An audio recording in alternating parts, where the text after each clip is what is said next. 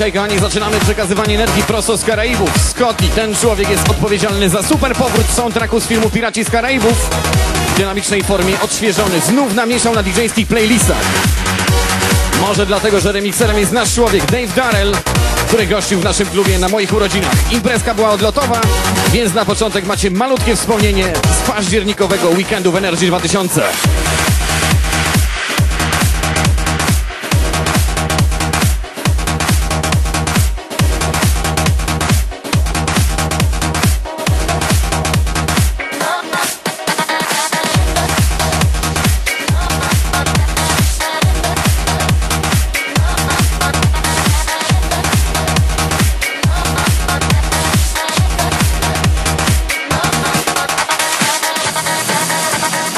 Baw się z nami w klubie Energy 2000.